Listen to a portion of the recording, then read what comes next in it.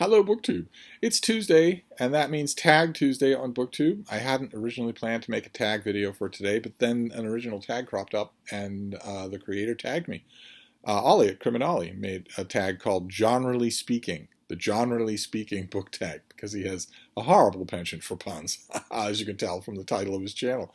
And he tagged me. So I thought I would give it a try with a twist, because it's all about genre fiction and things that maybe blur the boundaries of some genres to some others. So I thought the twist I would give it would be to restrict my answers to nonfiction, just to be a problem case, especially since it works just as well. And my beloved nonfiction does not get the love that it deserves on BookTube. Prompt number one is a horrifying book that isn't actually horror.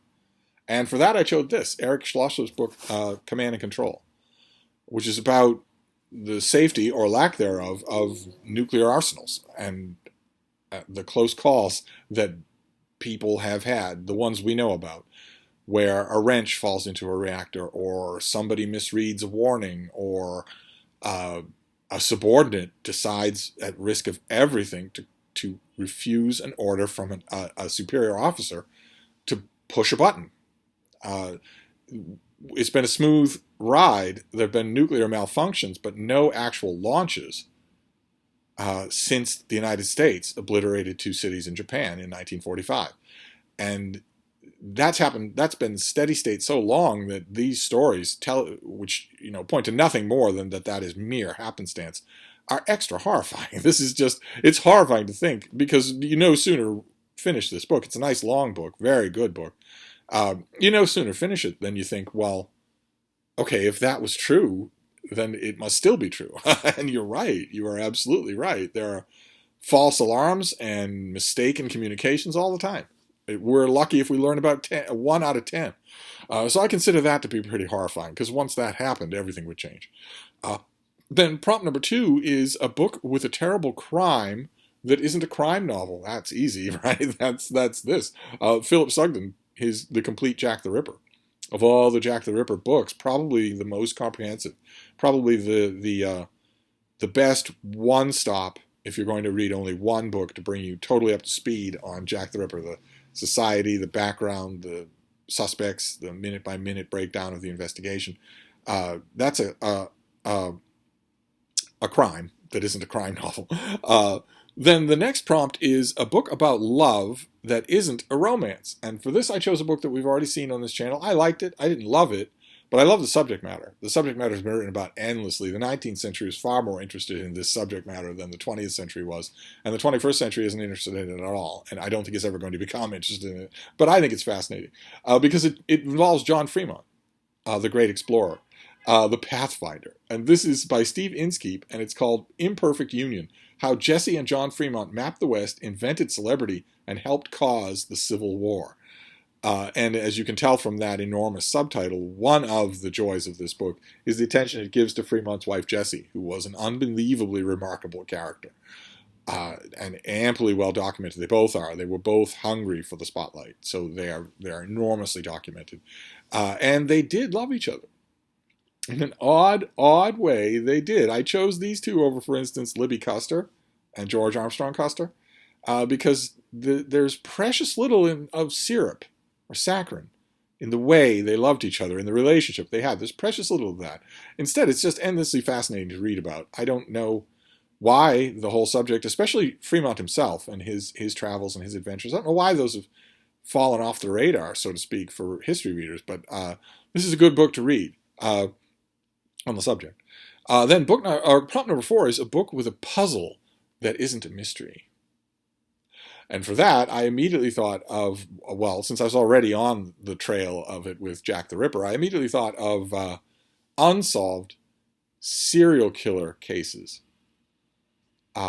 It's not a thing that we expect, right? Serial killers are they are the stand-in enemy. They have been since Silence of the Lambs. They're the stand-in enemy. The stand-in bad guy for any kind of thriller is a serial killer. There are a dime a dozen, literally. They're so common that one can be the hero of his own TV show. And the idea in things like Criminal Minds or NCIS or whatever is that serial killers are almost immediately detected and pretty uniformly caught. That isn't true.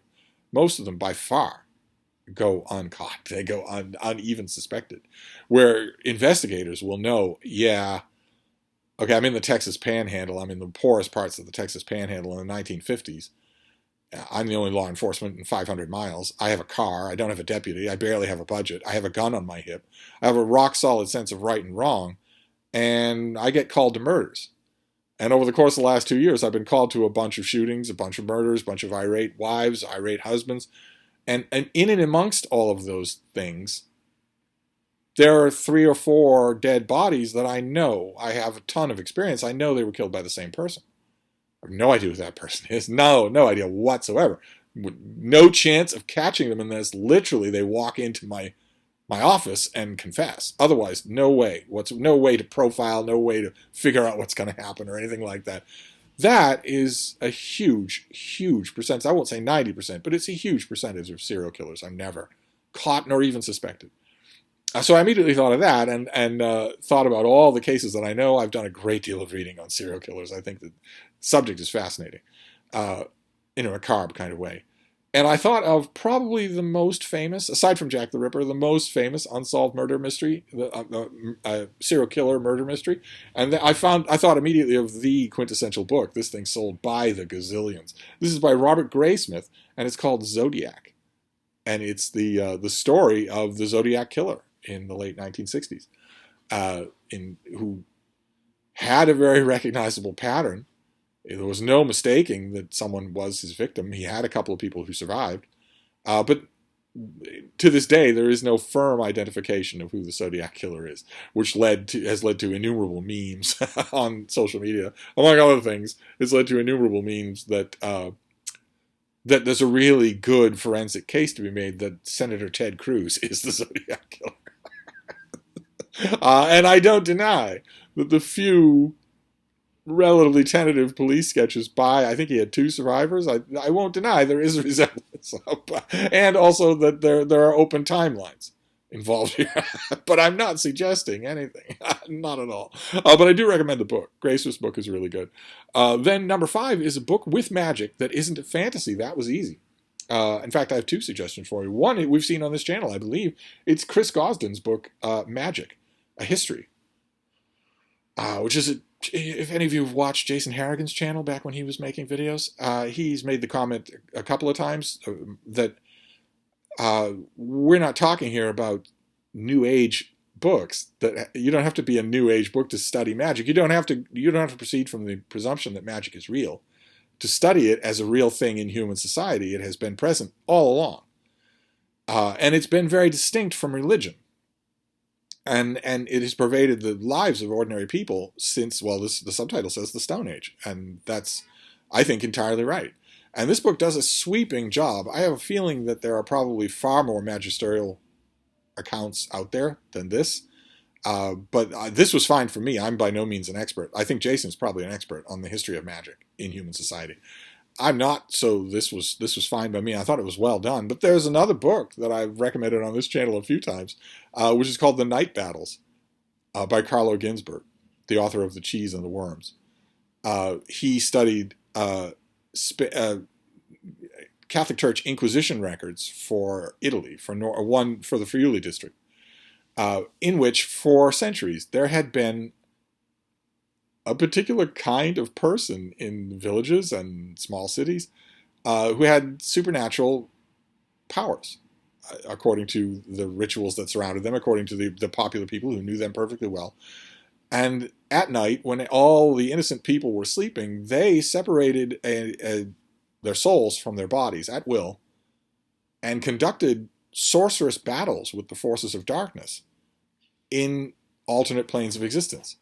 Sometimes lost, sometimes won, sometimes achieved wounds that manifested on their insensate bodies back home.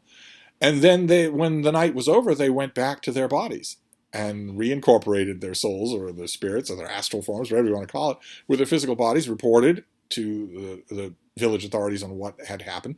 They were considered honored figures. They were called the Benandanti, the good walkers.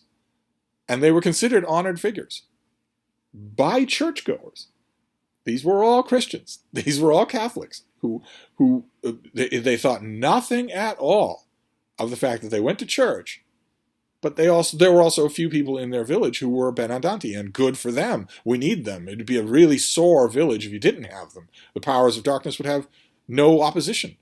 That was going just fine for centuries until the Inquisition got a hold of this idea. And at first they come in. We have, Ginsburg finds endless records so that we can follow it literally week by week, where the Inquisition comes in, and at first they're just examining this thing, and they're thinking, okay, interesting. Okay, so these aren't evil people at all. They're not putting your crops under spell or anything like that. I'm told over and over again by hundreds and hundreds of people, no, we're very happy to have Benandanti in the town. We're very happy to have that happen.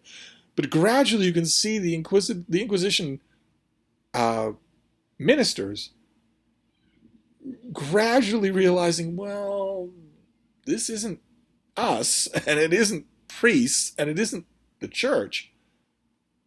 So it's got to be witchcraft. It's got to be, even though there's no part that's evil, there's no part that we can even doctrinally object to. Still, you can see the process as they start to darken the whole proceeding. Suddenly, gradually, over time, not only the Benandanti come under suspicion, but anyone who doesn't renounce them. The night battles is a fascinating thing, and a fascinating example of what I'm talking about when I say magic. That magic was a vital living part of people's daily life, and that it was separate from religion. But anyway, I recommend them both.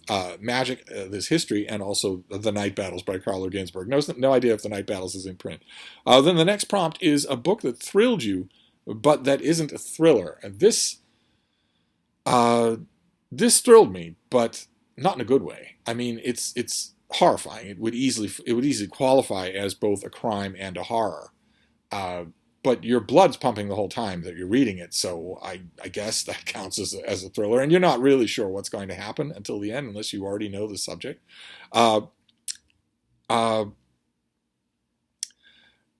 It's a tough book to read. That's why I'm hesitating, because I don't want you to go into it blithely, but it's called The Lobotomist, and it's by Jack L. High. There's a medical institution on the cover there. This is about Martin Freeman. Or Walter Freeman, rather, not Martin Freeman. Good Lord, no, it wasn't Frodo Baggins. It was Walter Freeman, and his crusade to lobotomize people. That the author does a wonderful job, a wonderful nuanced job of following that crusade as it darkens and becomes a fetish, where Freeman starts out thinking, well, I want to bring peace to tormented souls, and then gradually, as the process, the process is described in this book, you will be horrified at how easy it was and how quick it could be done.